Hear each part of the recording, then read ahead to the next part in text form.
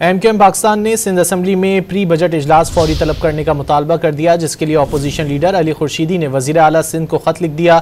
मजीद जानेंगे don news के नुमाइंदे इमरान अहद खान से। इमरान अहद, खत में क्या मौक़िफ़ इख्तियार किया गया? देखिए, बिल्कुल सिंध असम्बली के अपोजिशन लीडर है अली खुर्शीदी, उनकी जानिब से वजीर आला को खत लिखा है। सिंध असम्बली में प्री बजट इजलास जो है वो फौरी तौर पर बुलाया जाए, ये मुतालबा किया है इस खत में अली खुर्शीदी ने। जबकि सिंध असम्बली के कवायद के मुताबिक उनका कहना है कि जनवरी का मार्च की जो बजट है उस पर बहस लाजिम है। उनका कहना है कि माली साल की सिफारियत मनसूबाबंदी के लिए अरकान सिंध असम्बली की मुशावरत जरूरी है, जबकि फरवरी में खत्म होने को है। सिंध हुकूमत ने ताहाल अब तक प्री बजट इजलास जो है वो तलब की है। अली खुर्शीदी ने वजीर आला सिंध को याद दहानी कराते हुए फौरी तौर पर इजलास तलब करने का मुतालबा किया है। बजट तजावीज अरकान असम्बली को इस ख्याल का मौका भी दिया जाए। इस मौके पर उनका ये भी कहना खत में कि फौरी तौर पे जो है हुकूमत सिंध जो है कवायद के मुताबिक फौरी तौर पे प्री बजट इजलास जो है फौरी तौर पर बुलाए।